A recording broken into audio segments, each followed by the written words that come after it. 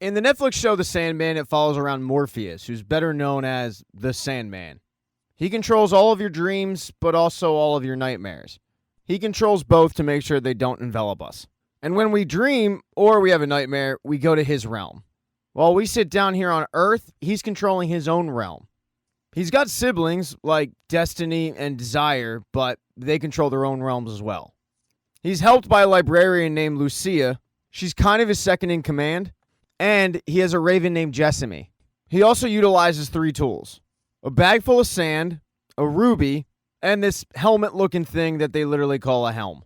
He uses all 3 of these anytime he has to go to our world. Doesn't happen often, but every once in a while he has to travel there and deal with something. And in this particular circumstance, he's dealing with a rogue nightmare named Corinthian. It's 1916 England. It's not exactly easy to track somebody down, but for the Sandman, it's no problem. He's able to locate Corinthian pretty quickly. And the problem with Corinthian is he's on a killing spree.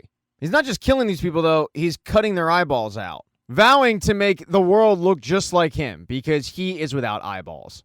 As I said, he's a rogue nightmare. He was supposed to stay as such, but he decided to stay in the real world and kill human beings. That's not going to fly with the Sandman. But right as he's about to destroy Corinthian, he gets pulled away by something else. Because not too far away, there's a guy named Roderick Burgess who's a wannabe sorcerer. He's pretty rich and has one son named Alex, and his other son passed away in the war. And unfortunately for Alex, Burgess makes it known that his older son was his pride and joy. He's got a huge house with a lot of followers that call themselves the Order of the Ancient Mysteries. One day he gets a visit from a guy named Dr. Hathaway who has an old spell book.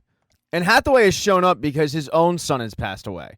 He was hoping that Burgess can use this spell book and bring his son back. In order to do that, Burgess is going to have to capture the Angel of Death. But instead of capturing Death, which is one of Dream's siblings, he captures Dream. When Dream shows up, he's knocked out in a binding circle, and Alex starts taking his 3 tools. Burgess himself rips off the cape, and that's when Jessamy starts attacking him. Everybody's pretty confused. They don't really know what to do because they thought they were getting the Angel of Death, and this clearly isn't it. But for the time being, he can't move if he's in that binding circle. So they're just kind of content with keeping him until they figure out what to do with him. The thing is, once he does recover, there's nothing that Dream can do because he's in this binding circle. And what pisses him off the most is he got trapped by a guy that doesn't even know what he did. By taking away Dream from his realm, it's negatively affecting the real world because he can't police the dreams or the nightmares. It's resulting in thousands and thousands of people dying. They called it the sleepy sickness, and it affected everywhere. People just didn't wake up. But Burgess is still reeling from the fact that he doesn't know what he has, and that's when he gets a visit from Corinthian. He explains that what he has in the basement is a member of the family from Desire, Destiny, Despair, the Grim Reaper. They're all connected. And the one in his basement is Dream. By taking the 3 tools, it'll lend him a sliver of Dream's power. He can extend his lifespan and he can manipulate others with them. But Corinthian tells him you have to make sure he never escapes. The binding circle isn't going to be enough. You have to construct a sphere of glass inside the circle. That will contain his physical manifestation. No one must be allowed to fall asleep in his presence, or he will escape in their dreams, which will help him escape in the real world. He tells Burgess all of this because he wants to survive, and he knows that if Dream ever gets out, he won't. So right after Corinthian visits him, Burgess heads downstairs in the basement and tells Dream that he knows who he is, but he didn't intend to trap him. He wanted the Angel of Death because he wants his son back. If Dream can do that, then he'll let him go. But Dream doesn't say anything. So Burgess asks, well, what can you offer me? If I let you go, you've got to give me something in return. But once again, Dream just stays silent. 10 years later, he was still stuck in that basement.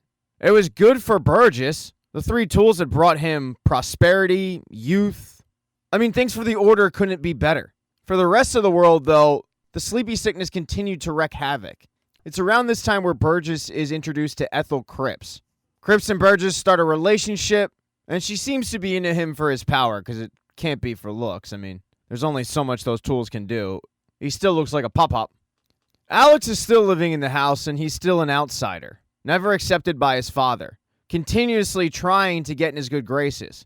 And one of the ways he's going to try to do that is by shooting Jessamy. For 10 years, his dad has been trying to get rid of that damn bird, but he can't. It just stays near the house, following him around. And that's because for 10 years, Jessame has been trying to figure out how to free Dream. But as Jessame comes up with a new plan and the bird is pecking at the glass trying to free Dream, she gets shot by Alex. And even though he did what his father wanted, it's still not good enough because Burgess yells at him for shooting at the glass because it could have shattered. Alex just can't win. He's not the only one who's going through a tough time, though. Ethel ends up getting pregnant, but Roderick doesn't want her to keep it. So in the middle of the night, she leaves the house. But she doesn't leave empty-handed. She takes all of Dream's tools. She also takes the spell book and $200K, because Ethel Cripps ain't no fool. Roderick wants all of it back. He needs help. He sends his men after her, but he knows that might be a fool's errand. So he goes in the basement and asks for Dream's help. He figures that maybe because she stole Dreams' tools, he'll want to find her. Dream, however, remains silent, and that infuriates Roderick, who starts banging on the glass, and Alex tries to come and calm him down, but it results in Roderick screaming at Alex. The two get into a fight, and Roderick ends up bumping his head, bleeding out, and dying. With his father dead, he could free Dream, but he doesn't. Continuing to live in the house and managing things. 9 months after that, Ethel Cripps gave birth to a son named John. Years go by, and before you know it, it's a century. Alex continued to live there with his boyfriend, Paul, and Dream continued to live in the basement. Alex wanted to let him out, but Dream never assured him that he wouldn't harm him if he did so. Because of that, Alex had to keep him in there. On one such day, when Alex is talking to Dream, telling him how much he did want to let him out, Paul tells Alex that's enough, and he starts escorting him upstairs via Alex's wheelchair. But when he does it, he ends up breaking the binding circle, just by a little bit, but that's all that Dream needed. It seems like Paul realized what he was doing, because he looks down at the ground and then looks back at Dream, but he continues to go forward without saying anything. With the binding circle broken, Dream is able to manipulate one of the guards into shooting the glass and freeing him. Alex ends up finding out that Dream escaped in his dreams, which quickly become a nightmare. And Dream's payback is to give Alex eternal sleep. He then finally returns to his realm, and there's Lucienne waiting for him. But the realm is not how he left it. With him gone, it doesn't look like a realm of dreams at all. It looks way more like a nightmare. And Dream has a lot of work to do. Thank you so much for checking out this recap. Please consider subscribing to the channel and subscribing to my Patreon. Hit thumbs up if you liked it. Smash that thumbs down button if you thought it sucked. If you left a comment, I don't get back to you. I usually don't check the comments unless they're like a super comment. Also, if you don't see the next video up on the end screen, not to worry. It'll be up in a day or two.